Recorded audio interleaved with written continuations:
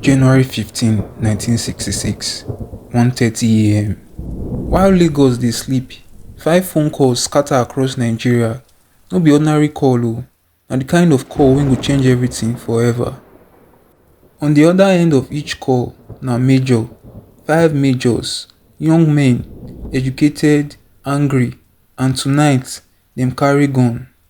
By 8 a.m. that same morning, the Prime Minister don die, 2 regional premiers go don die, senior army officers dead, and one country of 55 million people wake up inside military rule wey go last for 33 years.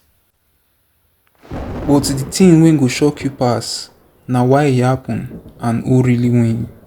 Because the men wey plan am, most of them never see their 30th birthday, and the man wey gain pass from the coup, e no even know say coup dey happen until e don finish. This na the bloodiest night for Nigerian history, and I go tell you wetin dem never tell you for school.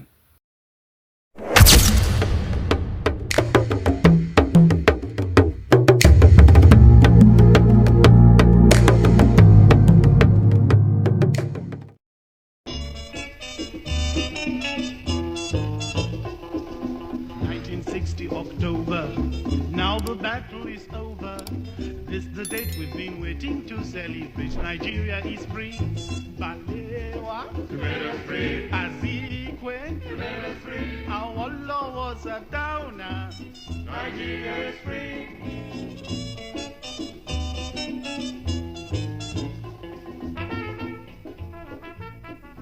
The Independence Calypso. Oya, make we rewind small. October 1st, 1960, Nigeria just collect independence from Britain. Celebration full everywhere. Hope dey the air. We be the giant of Africa, biggest black nation for the world. But something dey very wrong. See, the British no just give us country, dem give us 3 countries wey dem force inside one border. For the north, you get the Hausa Fulani Muslim, conservative, traditional, and dem get the largest population and the most land. For the west, na the Yoruba people, educated, politically sharp, and dem get Lagos, the capital. While for the east, na the Igbo people, business-minded, aggressive, educated, and hungry for power. Now, normally this one for work, different people fit live together, but the British do something wey wicked. Dem create a system where the north with the biggest population go always control the government, always, no matter wetin happen. By 1965, everything don burst. The western region election turn to war. Politicians dey sponsor thugs, dem dey burn houses, dem even kill opponents for broad daylight. The Prime Minister, Sir Abubakar Tafawa Balewa, na northerner, good man, honest man, but e dey powerless, or people bin believe say e dey powerless. The western premier, Chief Samuel Akintola, people say na puppet, say na the north dey control am. The eastern premier, Dr. Michael Opara, e dey shout say the system don corrupt finish. And for the north, the premier, Ahmadu Bello, the Sardauna of Sokoto, him be like king, him get power pass even the prime minister. For barracks, young army officers dey watch, dem dey vex, dem go school, dem read democracy, about meritocracy, even about how nation suppose be. And every day, dem dey see their country dey tear apart. Their names na Major Nzeogwu, 29 years old, Sandhurst trained, sharp, fearless, revolutionary. Major Emmanuel Ifeajuna, Olympic high jumper, the first black African to win Commonwealth gold, now na soldier im be. Major Adewale Ademoyega, quiet, brilliant planner. Major Timothy Onwatuegwu, loyal, devoted, ready to die for the cause. While Major Don Okafor na the enforcer. Dem be mostly Igbo, but for their minds, dem no dey fight for tribe, dem dey fight for Nigeria. And for December 1965, Dem take decision into their own hands. Dem go kill the old order, all of them.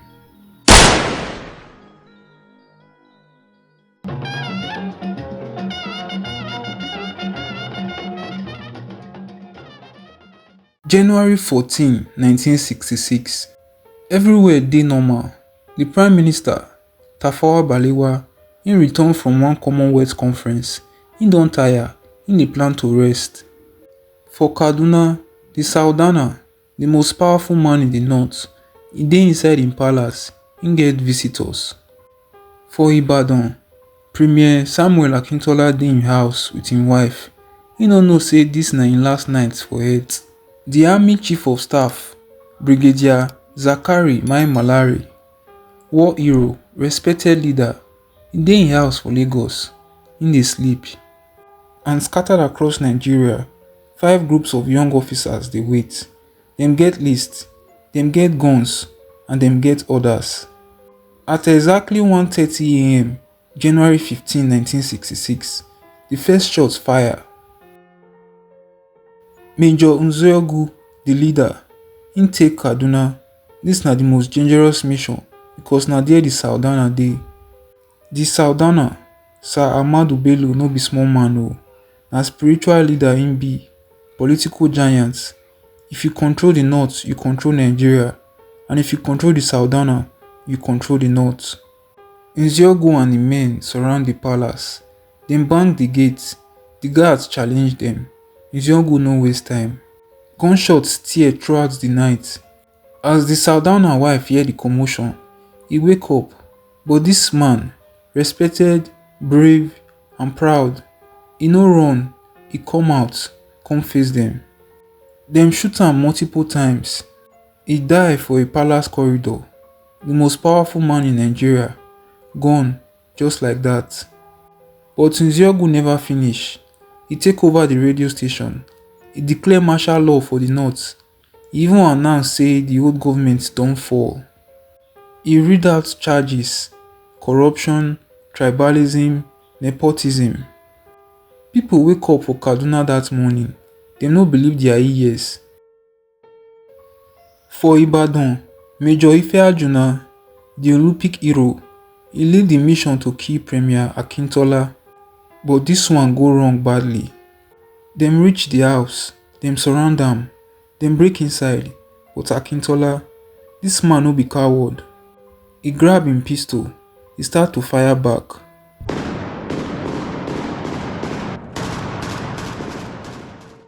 This man dey fight for im life, bottles dey break, furniture dey scatter, im wife dey scream. But e no be match for trained soldiers. Premier Samuel Akintola dead inside im own bedroom. For Lagos, the plan na to capture the Prime Minister, Tafawa Balewa. Dem bin no wan kill am. Why? Because the plotters believe say if dem kill the Prime Minister, the coup go look like tribal revenge, and dem bin want legitimacy. So dem send officers to im house. Dem catch am, dem put am inside car. But as dem dey drive comot, something happen. Nobody know the full story till today. Some people say he tried to escape. Some say the soldiers panic. Some say na order from above. Wetin we know be say shots fire. 6 days later, dem see the Prime Minister body for the side of road near Abeokuta. Gunshot wounds, dumped like refuse. The leader of Nigeria, the man wey Britain trust to guide the new nation, don die. Disgraced. Brigadier Mai Malari, the chief of staff, e no get political enemy, e no dey corrupt, e just dey do im work. But im be northerner, senior officer, so e dey the list. Dem come im house, im wife dey beg, dem no listen. Dem drag am comot, dem shoot am. Another good man don go. By 6 am, the death toll don dey climb. Prime Minister Tafawa Balewa dead. Sultana Ahmadu Bello dead. Brigadier Mai Malari dead. Colonel Col Mohammed dead. Colonel Otto Unegbe dead, and others. But see the problem, the coup never complete. For Enugu, the governor of the eastern region, he escaped. For Lagos, the president, Dr. Nnamdi Azikiwe, dey abroad. The coup never reach all the targets. And the man wey suppose take over, Major Nzeogwu, he dey Kaduna, he never reach Lagos. So who go control the country? In the regions, there will be military government under a military governor, assisted by an advisor who is the last person. Now, this na where the story get key leg. General Aguiyi Ironsi, the most senior army officer wey survive the coup, in dey Lagos. He no know say coup dey happen. He no be part of the plan. But as day break and news dey spread, officers start to look for who go take charge. The coup plotters, dem be majors, junior officers. Dem fit plan coup, but dem no fit rule Nigeria. Ironsi na general, e get seniority, e get respect, and most importantly, e dey Lagos, where power dey. So the remaining senior officers, many of dem na northerners wey survive, dem reluctantly agree make Ironsi take over as head of state. The coup wey suppose remove tribalism just install Igbo man as Nigeria's first military ruler. You fit imagine wetin northerners dey feel. Their prime minister don die, their Sardana don die, their army officers too don die, and now Igbo general dey rule Nigeria. For the north, people begin call am Igbo coup. People begin dey say the whole thing na plan to make Igbo dominate Nigeria. E no matter say some of the coup plotters get genuine in ten tions. E no matter say even some Igbo leaders die. Wetin people see na the results. Northerners dead, Igbo man on top. Ironsi enter power. He tried to do the right thing.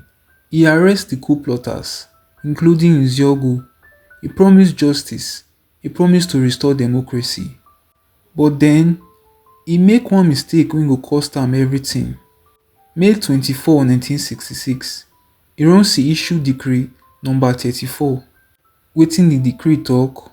E talk say Nigeria go stop to be a federation, no more regions, one unified country. All civil servants go fit work anywhere. For Ironsi, this one make sense. He believe say regionalism na the problem. Say make we scrap am, make Nigeria become one. But for northerners, this na the final proof. This na confirmation say the Igbos dey try take over Nigeria completely. See, for the north, education levels never reach the south own. If you open up civil service to competition, southern Igbos wey get more certificates go dominate everything. The north go lose their own region, dem go lose power, and dem go lose identity. Riots scatter for the north. Igbo people wey dey live there, traders, civil servants, teachers, na dem target. May 1966, the first wave of killings begin. Thousands of Igbos wey dey live for the northern Nigeria die for the matter. Dem kill dem, dem burn their shops, dem chase dem comot. And inside the army, northern soldiers dey watch. Dem dey vex, dem get their own plan. Because if January 15 na Igbo coup, then July 29 go be northern revenge. July 29, 1966, exactly 6 months after the first coup, northern soldiers strike. Dem kill Ironsi. Dem kill Igbo officers across the country. Dem install Lieutenant Colonel Yakubu Gowon, a northerner but minority Christian, as the new head of state. The counter coup don complete, but the damage don happen. The trust wey suppose hold Nigeria together don break. Igbos for the north, dem run back to the east, over 1 million refugees. And for 1967, the eastern region under Colonel Odumegwu Ojukwu declare independence. Dem call the new nation Biafra. Nigeria go fight civil war for 3 years. Over 2 million people go die. Most of them die from starvation. The war go end for 1970. Biafra go surrender. Nigeria go stay as one. But the scars, them never heal. All of this because of one night, January 15, 1966. 5 young men wey believe say dem fit save Nigeria end up destroying the very thing wey dem dey try protect. Today, Nigeria still dey stand. We don survive coups, we don survive civil war, we don survive military rule wey last 33 years. But January 15, 1966 remain the night wey go change everything. The night wey teach us say good in ten tions no dey always give good results. The night wey show us say when you use violence to solve political problems, e fit create bigger problems. The men wey plan the coup, most of them never grow old. Nzeogwu die for the civil war, fighting for Biafra. Ajuna, dem execute am for treason. The leaders wey dem kill, history remember them, some as heroes, some as villains, depending on who you ask. But the real victims na the ordinary Nigerians, the people wey just wan live their life, the families wey lose fathers, mothers, children. So the next time when you hear say military coup fit solve Nigeria problems, remember January 15, 1966. Remember the night Nigeria born and ask yourself, wetin we don learn?